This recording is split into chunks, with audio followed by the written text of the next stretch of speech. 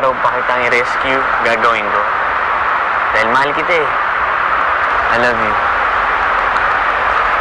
Will you marry me? Yes, Anton. I will marry you.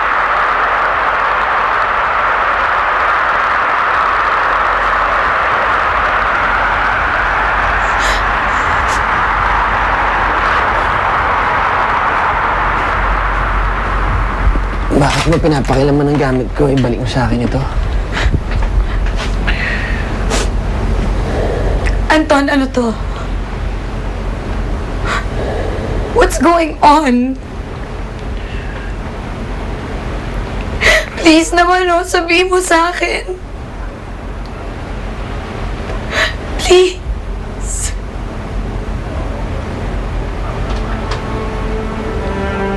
Anton. Anton, please.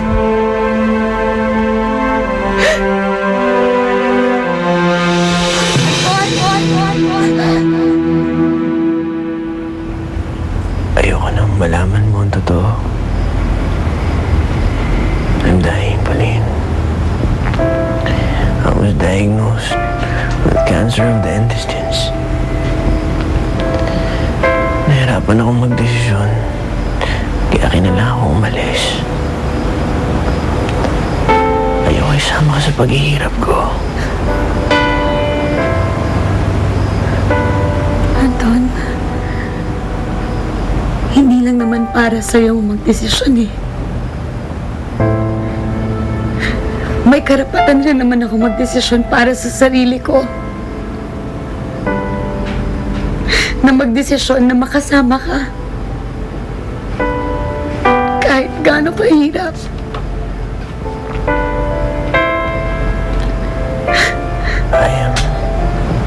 I am so sorry.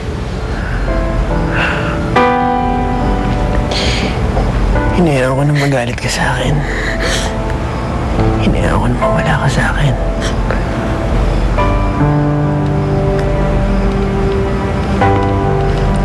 Sana lang binigyan mo ko ng pagkakataon na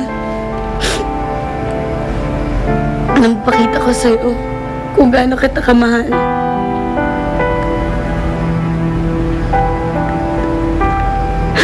Anton, kung ikakasal tayo noon, we were to make a vow sa Diyos na magsasama tayo, for richer, for poorer, in sickness and in health, till death do us part.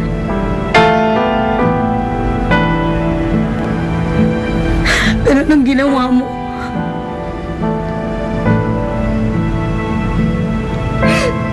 naduwag ka eh.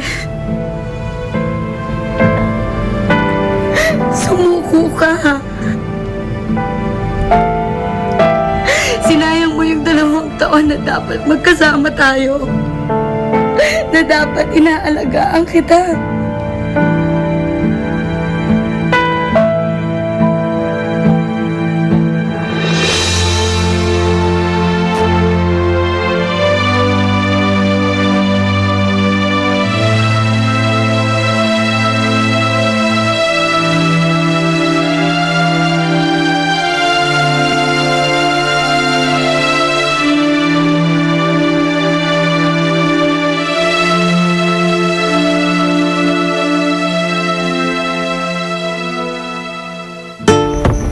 Anton, ano ginagawa mo?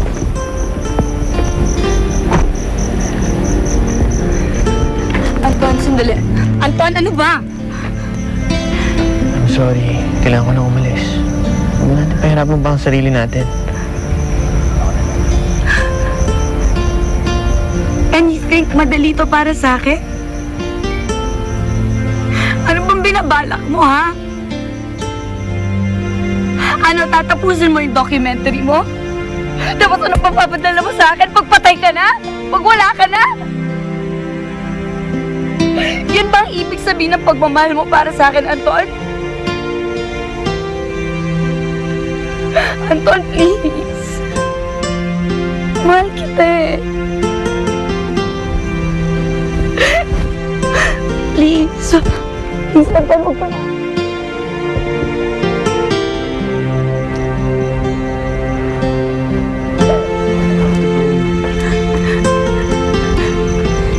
Hindi mo kailangan yung mga tapes mo, Anton. Hindi mo kailangan yung mga tapes na yan. Dahil kung gusto mo ng memories, dito, ngayon. Ngayon tayo pwede magsimula at gumawa ng memories. Anton, please. Anton? Anton, iwan mo na naman ako.